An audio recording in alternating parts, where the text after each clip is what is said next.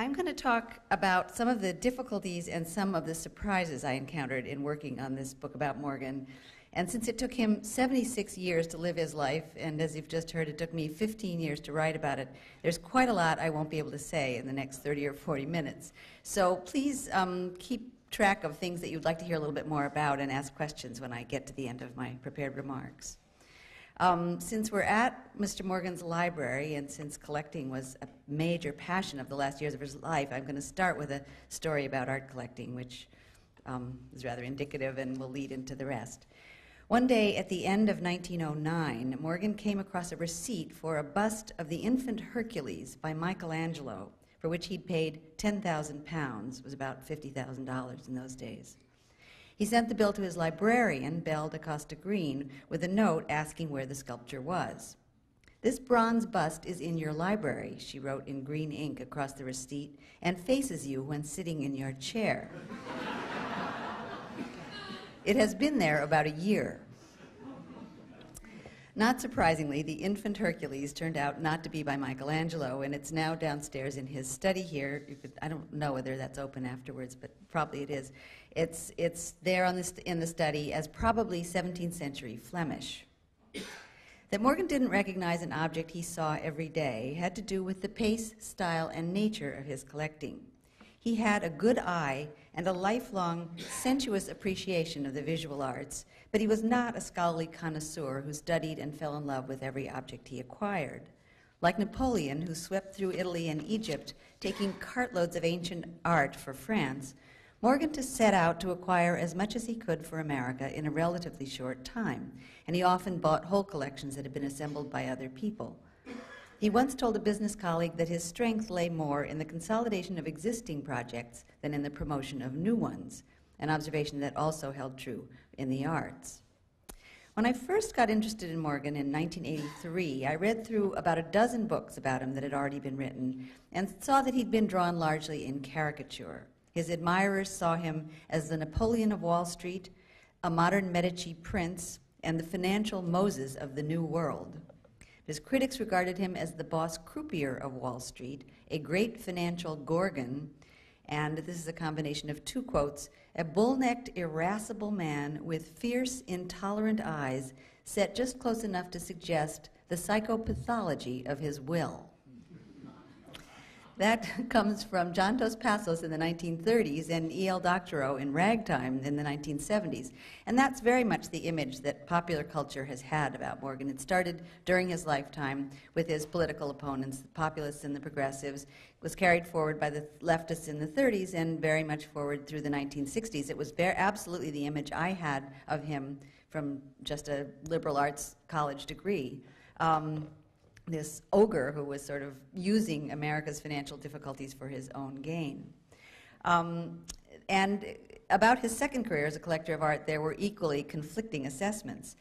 Bernard Berenson, who visited Morgan's London house in 1906, Morgan was keeping most of his art in London because there was an import duty on works of art. He had the law changed in 1909, and then he brought everything here. But, but before that, you had to pay 20% duty on works of art, so he kept things in London.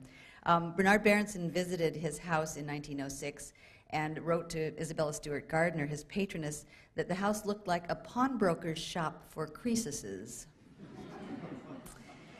And Roger Fry, who worked for Morgan, when Morgan was president of the Metropolitan Museum, Roger Fry came to work as a curator there, and he said memorably later that a crude historical imagination was the only flaw in Morgan's otherwise perfect insensibility to art.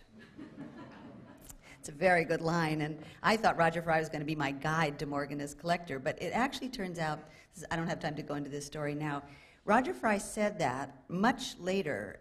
He said it to Virginia Woolf, who wrote it down and put it in her biography of Roger Fry, so it's very much the sort of definitive statement about him, at least in terms of people who pay attention to Bloomsbury.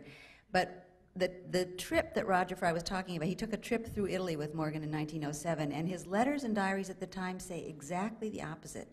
He said he was very impressed with how intelligent Morgan was about the art he was seeing, and that he wasn't only interested in things that he could buy, that he had sort of picked out the right Giotto and the right church and really had a wonderful response to it. So that wonderful line that is sort of what lasts about Morgan as collector really was absolutely not what Fry said at the time.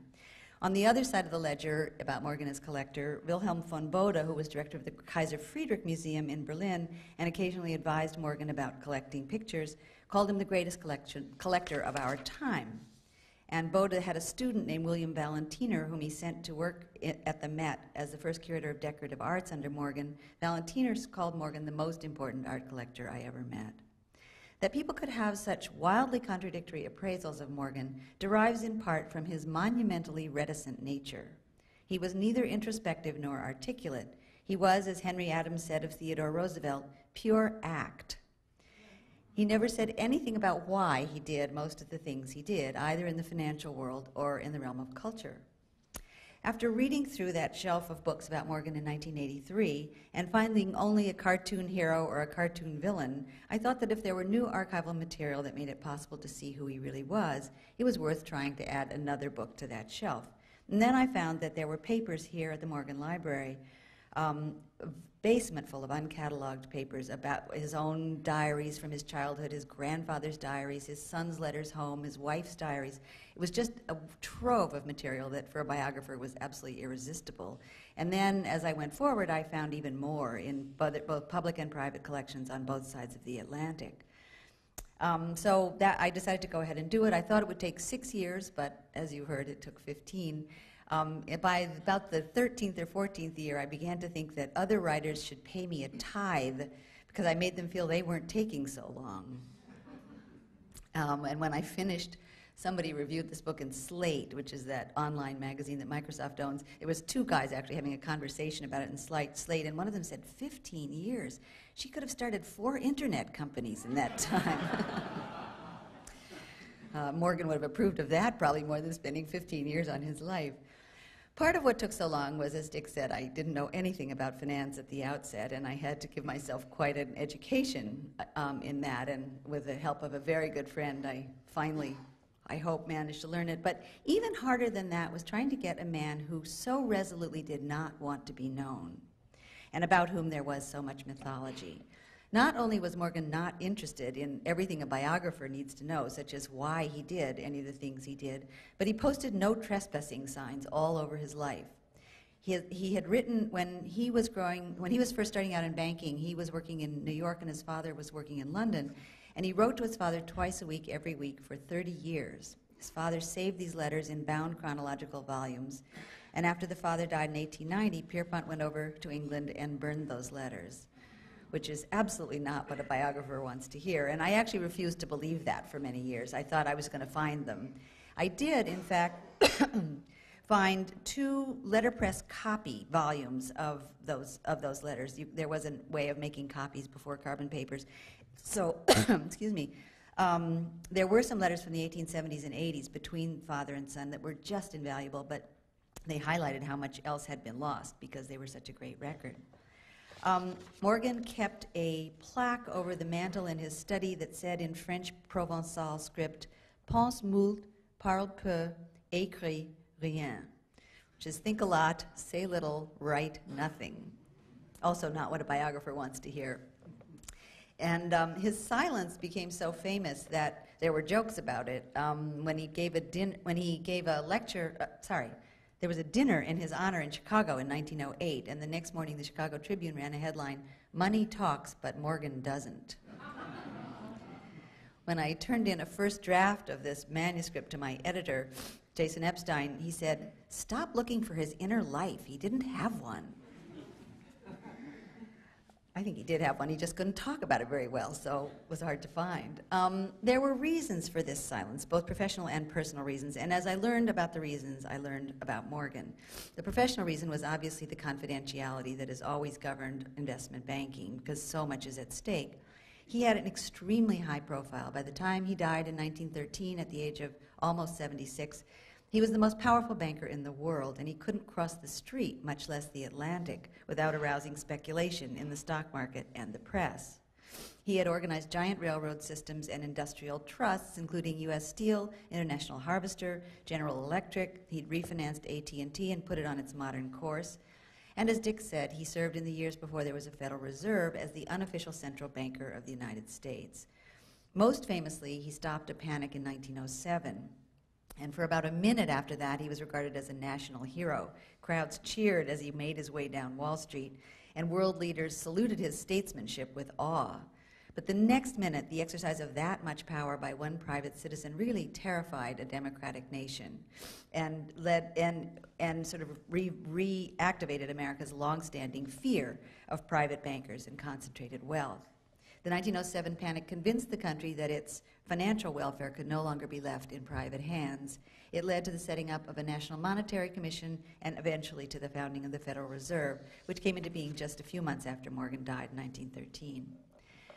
The private reasons for Morgan's silence were several.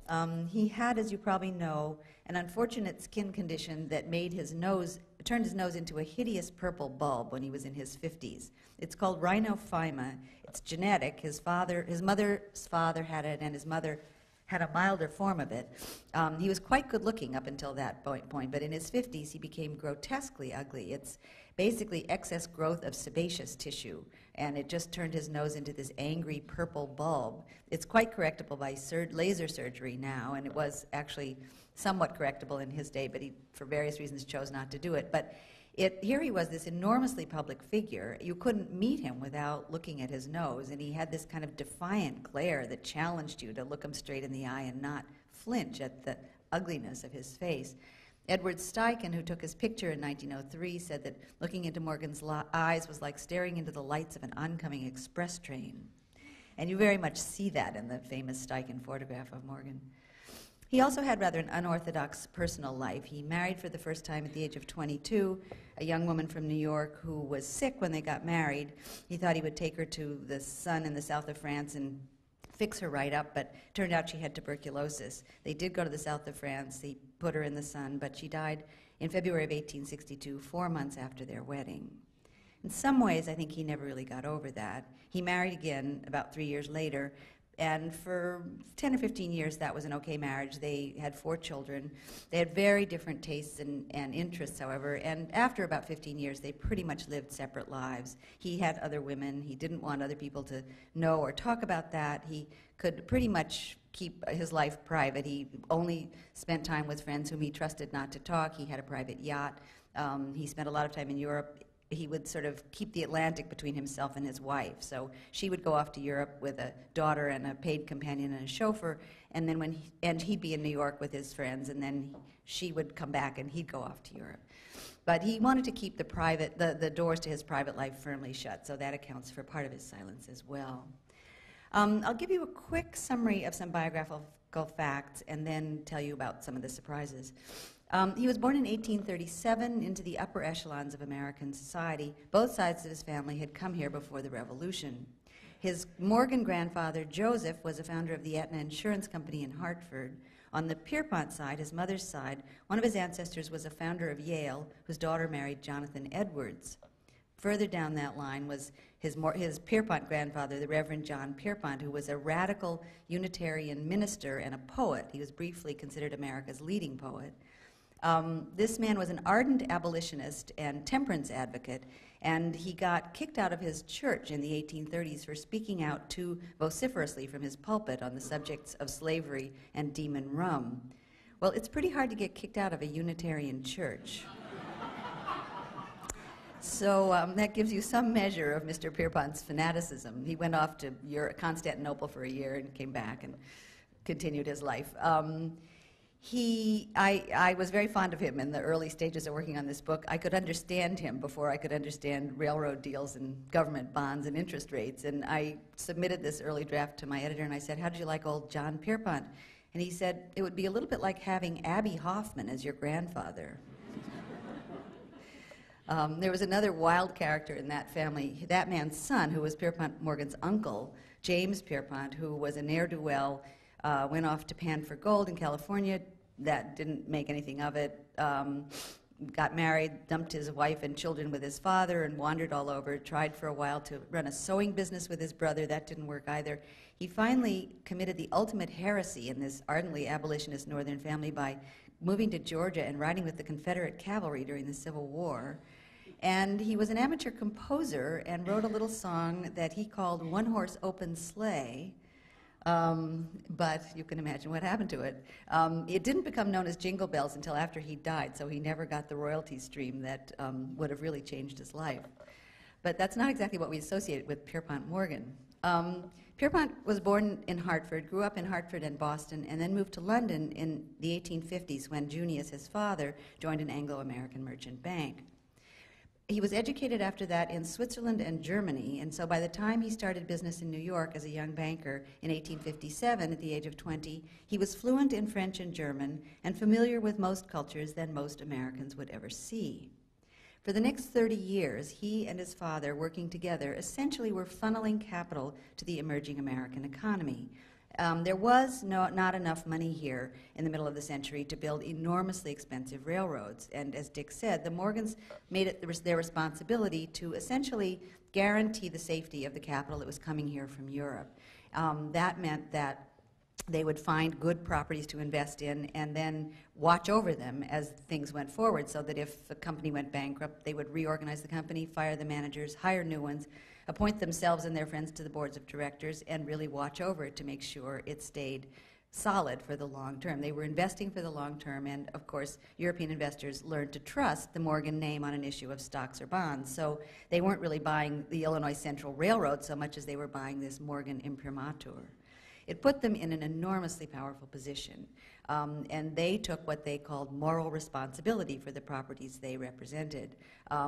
That put them in a position to essentially command the capital resources of the Western world. When other bankers and investors trusted the Morgans, in a moment of panic, Morgan could say, I need $20 million in the next 20 minutes, or the New York Stock Exchange will close.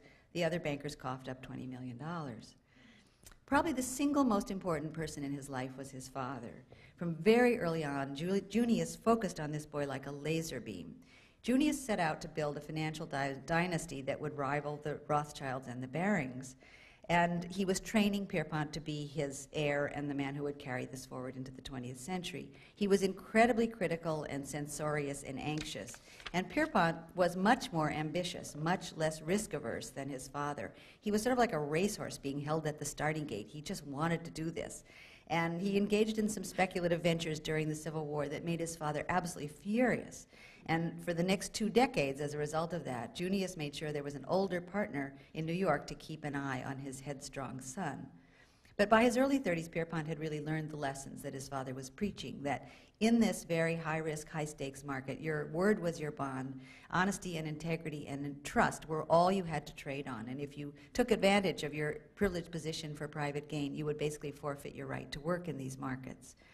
It took Junius years to realize that Pierpont had essentially gotten the message and to slowly cede authority to his son. And I'm going to tell you a story that takes place in 1878 when Pierpont was 41 that shows him really taking a risk and being right and being much more willing to do something new than his father was. On October 20th of that year, Pierpont wrote to his brother-in-law that he'd been, quote, very much engaged for several days past on a matter which is likely to prove most important to the world at large, and to us in particular, in a pecuniary point of view.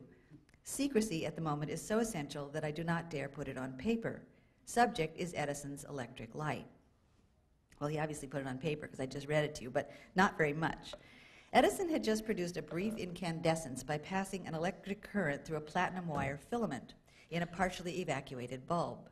England's Lord Kelvin, asked later why no one else had figured out how to do it, said, the only answer I can think of is no one else is Edison. Edison promised to illuminate downtown Manhattan with a single 500 horsepower engine. He also promised to have a complete system in a few weeks and to make electricity cheaper than gas. At the time, interiors were lit by either gas or candlelight, and society aesthetes definitely preferred candle because they said gas made diamonds look dull. News of this invention brought inquiries from all over the world, but Junius Morgan was evidently unimpressed. His skeptical response hasn't survived, but Pierpont tried to answer his objections by mail, writing and tearing up several letters about the Edison business, then gave up in frustration and decided to make his case in person when he went to London in the spring. However, he wrote to Junius at the end of 1878. This is one of those letters that I found in those press copy volumes that otherwise I would never know about. He said, I feel sure that if you understood what was proposed about the Edison matter, you would look at it with a different light. I don't think he noticed that. His own private house, which was here on this corner after he died, the house was torn down and the library was built all the way out to Madison Avenue. But in 1880, he moved into a house on the corner of 36th and Madison and had it totally renovated and had Edison's engineers put in electric lights. It was the first private house ever entirely illuminated by electricity. It was a pretty good showcase for this new invention. The crossed wires set Morgan's study on fire the first week. The family was out at the opera and came back to the smell of burnt wood and wet rugs. But the next day the engineer came over. Morgan said, "Put it back, just fix it. I want to stay with this." So they did stay with it at considerable trouble and expense. And then Edison did build a power station downtown. It took a lot longer than he thought it was going to. In that fall, 1882, Morgan had Edison come over to his office at 23 Wall Street and flip the switch that turned the first electric lights on in downtown Manhattan. It was a very dramatic idea, but they did it at 3 o'clock in the afternoon, so you couldn't tell. But at 7, as the lights started to die out, you could see that the newspaper reports the next day are just fantastic to read this first vision of, as the twilight came and it got dark outside, you could see these little flames of electric light in buildings all over downtown Manhattan. It was quite magical. And that was really the beginning of Edison having systems that would work all over the country. Morgan started with this in 1878. It didn't really work for at least a decade. By the late 80s, it was working, and in early 1892, he combined Edison's companies with their chief rival, it was called Thomson-Houston, to form General Electric.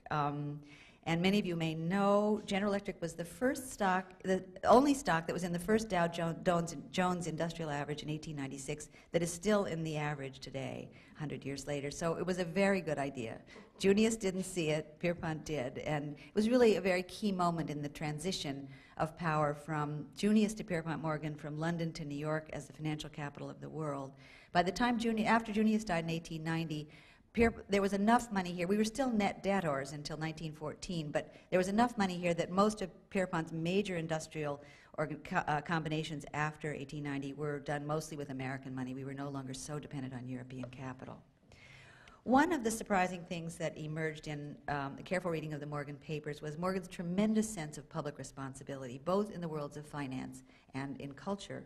He essentially appointed himself to act as guardian of U.S. credit in international markets. He'd grown up watching the Bank of England try to keep the British economy on track. There was no sense here how to do that, and he took it upon himself to do it. The fragility of the U.S. economy in the 19th century is hard for us to imagine now. There was a new crisis every 10 or 20 years. John Kenneth Galbraith has said that the intervals between panics corresponded roughly with the time it took people to forget the last disaster. Morgan really made it his job to try to head off these panics, to control the excesses of the business cycle. He was not acting out of altruism. He represented people who had billions of dollars invested in the U.S. economy. But he was performing a large public service. Everybody suffered in the panics and the depressions. In fact, poor people suffered much more than rich people did. So he was playing a very big public role. He did very well for himself in all of this, but he didn't make nearly as much money as he could have if that had been his primary aim. When he died in 1913, his estate, the papers announced that his net worth was roughly $80 million, which you have to multiply by 15 or 20 to think of in today's dollars. But John D. Rockefeller was already worth $1,013,000. Supposedly, he read about Morgan's $80 million in the New York Times, shook his head and said, "And to think he wasn't even a rich man." Which tells you how rich Rockefeller was, but it also tells you that Morgan's power was much larger than he had earned by the size of his bank accounts. It had to do with the role he was playing as the unofficial central banker, not just with his own personal wealth. In his second major career as a collector of art, he also was performing a public function. Just as there was not much capital here in the middle of the 19th century, there wasn't much art either. Anybody who was serious about studying art had to go abroad. And Morgan and several of his contemporaries essentially took it upon themselves to import culture, to build public museums, to make the U.S. the repository for great works of art of the past. And this library was just the most vivid example. His other collections were dispersed, so we don't think of them as Morgan, but he did have spectacular collections in 20 different fields. And he said in his will that he wanted his collections made available for the permanent instruction and pleasure of the American people, but he hadn't had time to dispose of them himself, so he left everything to his son, who ultimately gave about 7,000 objects to the Metropolitan Museum, another 1,500 to the Wadsworth Atheneum in Hartford, and then gave this library with its contents and an endowment to New York City in 1924.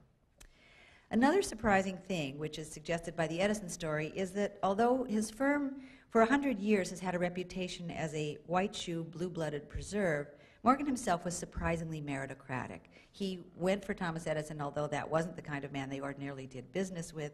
He had the sort of status of his family's genealogy. He had sort of, as the dramatic change was taking place in the late 19th century, New York's Gilded Age, these new men were coming in with enormous amounts of power and money.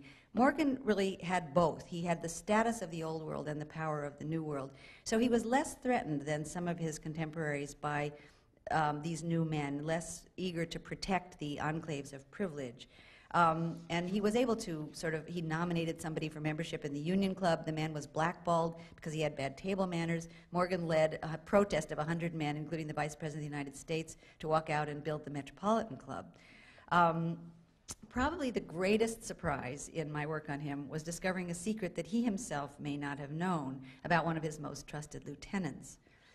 He started building this library to house his collections in 1902, and as the building neared completion at the end of 1906, he decided he needed a librarian to manage his collections, and he hired a young woman who was a clerk at the Princeton University Library named Belle DaCosta Green. She was small and slender with olive skin and green eyes and had extraordinary intelligence and vitality. She said she was 22, that her middle name came from her Portuguese grandmother, Genevieve da Costa van Vliet, and that her mother had supported the family. Her parents had separated. The mother had supported the family by working as a music teacher in Princeton. Over the next several years, as Belle presided over rare books of ours and Gutenberg Bibles at Mr. Morgan's library, she added an insouciant sense of style to the rather august tone of this institution. Just because I am a librarian, she supposedly once said, doesn't mean I have to dress like one. So she wore couturier gowns and jewelry to work. Morgan didn't really care what he had to pay for important works of art. He once said that the most expensive words in any language were unique au monde. But Belle was concerned to keep the market in reasonable line with value. So as soon as she settled in here, she began disciplining dealers who were trying to charge him too much or offering less than top quality items. And she directed Morgan's voracious eclecticism into systematic scholarly channels. She often walked off with the best items at European auctions. She was usually the only woman in the house. Her one aim, she told Morgan a few years after she settled in, was to make his library preeminent, especially for incunabula, manuscripts, bindings, and the classics. She thought their only rivals were the British Museum and the Bibliothèque Nationale, but hoped to be able to say someday that there is neither rival nor equal. No young American libraries could surpass the great European repositories of culture, but Morgan and Belle Green, in a relatively few years, secured individual masterpieces and scholarly collections of exceptional quality and range. Belle had love affairs or serious flirtations with most of the major art scholars in the Western world, and learned everything these men had to teach. Her most important long-term affair was with Bernard Berenson. They met in 1909. He was married. That didn't make any difference. They started rather a passionate affair, and that went on for several years. He wrote letters to her, which she ultimately destroyed. He saved her letters to him at the Villa Itati in Florence, and I had the task of going over to read them a few years ago. It was quite wonderful because Belle was wonderfully, wildly indiscreet. Everyone in Morgan's world was so careful to sort of keep his secrets, but she loved gossip and good stories, and she talked all about the art world, all about Morgan's private life, her life, Berenson's life. She shows off a little. You can't really trust everything she has to say because she's a little bit performing for Berenson's benefit, but it was just a wonderful record.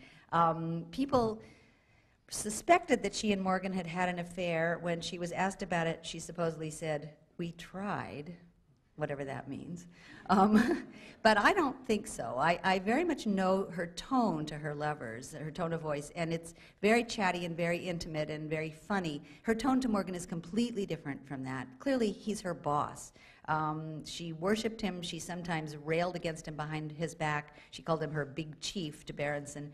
But she treated him with fond, rather reverent respect. And he generally didn't get involved with people who worked for him. He mostly got involved with women of his world and social class.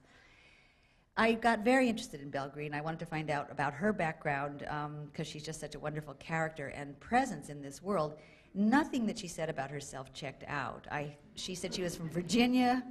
I hired a genealogist. I couldn't find anything about Virginia. I tried to get a genealogist to look for Greens and DaCostas and Van Vliets. Nothing. I couldn't find much trace of her in Princeton, although she did work at the library. I found that out. And this is a long story, and I won't bore you with the details, but by a combination, series of accidents and some luck and the sort of pathological curiosity that takes over biographers' lives, I found out that she was in fact the daughter of the first black man to graduate from Harvard.